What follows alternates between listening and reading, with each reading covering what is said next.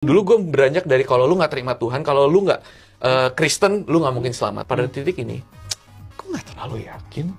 Bersama Romo Aan. Romo, aku punya pertanyaan. Katanya aku sesat nih, Romo. Karena aku bilang bahwa keselamatan ada di luar agama Kristen. Gimana menurut Romo? Menurut gereja Katolik justru keselamatan itu sekarang sudah ada di luar gereja.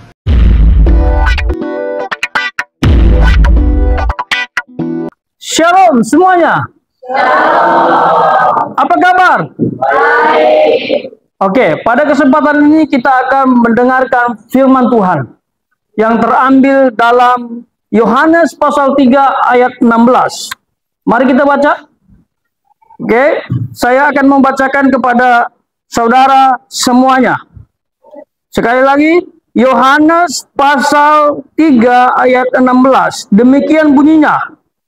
Karena begitu besar kasih Allah akan dunia ini, sehingga ia telah mengaruniakan anaknya yang tunggal, supaya setiap orang yang percaya kepadanya tidak binasa, melainkan boleh hidup yang kekal.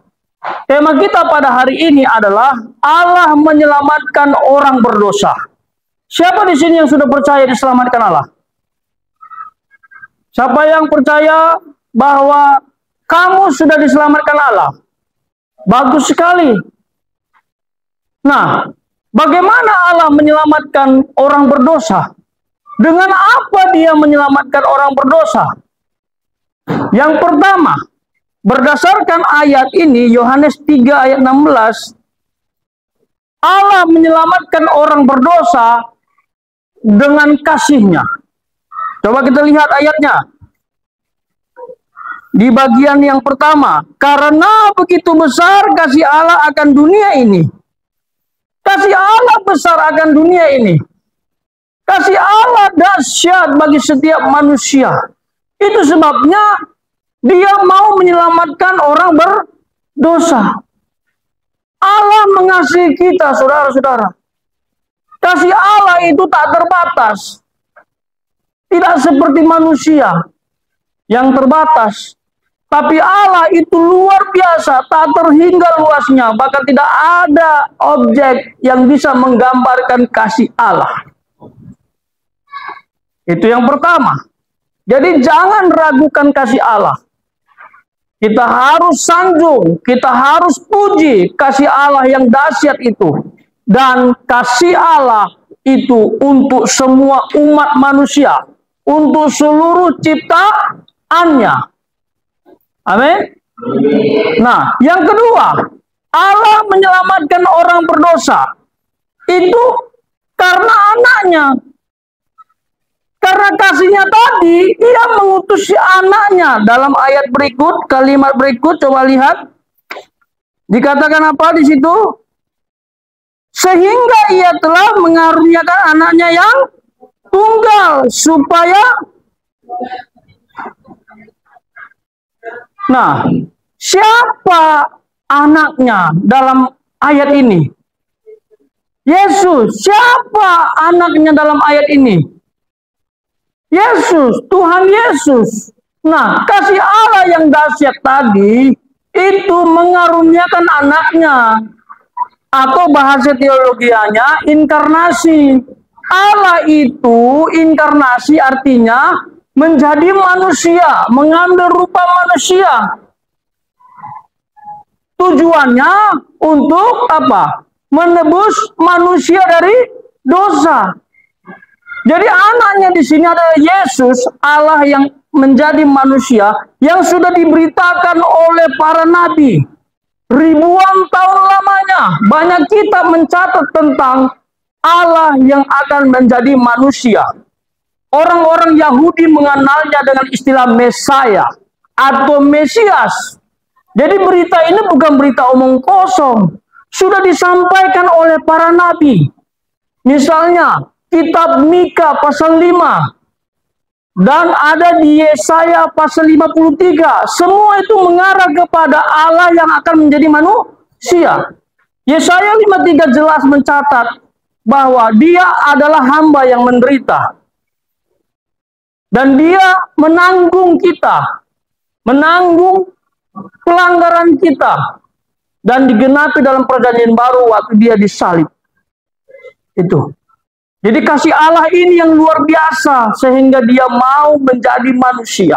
Tapi kalau bicara Yesus Kristus harus ingat dua hal. Jangan lupakan itu. Dia Allah sejati, dia manusia sejati. Yang Allah itu keilahiannya, bukan kemanusiaannya. Karena kemanusiaannya itu hanya meminjam daging manusia. Yang masuk dalam kekekalan itu adalah kealahannya yang tercatat dalam Yohanes pasal 1 ayat 1. Pada mulanya adalah firman. Firman itu bersama-sama dengan Allah. Firman itu adalah Allah. Itu. Lalu yang ketiga, Allah menyelamatkan orang berdosa itu karena iman percaya kepadanya. Jadi kasihnya mengutus anaknya yang adalah Allah menjadi manusia, kita harus percaya kepadanya. Itu iman. Kenapa harus beriman? Karena keselamatan ini tidak otomatis. Tuhan Yesus mati untuk semua manusia, tapi hanya bermanfaat bagi mereka yang percaya kepadanya. Itu sebabnya percaya kepada Yesus. Percaya itu menerima Tuhan sebagai juru selamat. Satu-satunya. Jadi langkah yang ketiga ini sangat penting. Banyak orang tidak melakukannya. Sekalipun tahu orang bahwa Yesus itu adalah Allah. Jadi terima dia melalui iman percayamu dengan sungguh-sungguh. Jadi saudara-saudara, Allah menyelamatkan orang berdosa itu karena kasihnya, karena anaknya yang tunggal, dan karena iman kepadanya. Oleh sebab itu buka hatimu. Jangan tolak dia apabila engkau mau diselamatkan.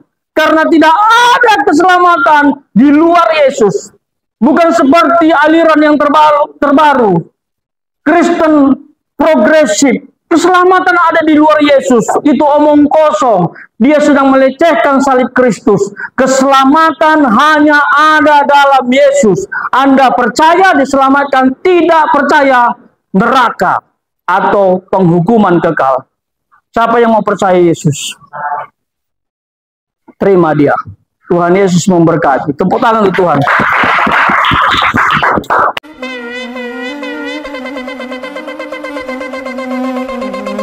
Joy to the world, the Lord is come.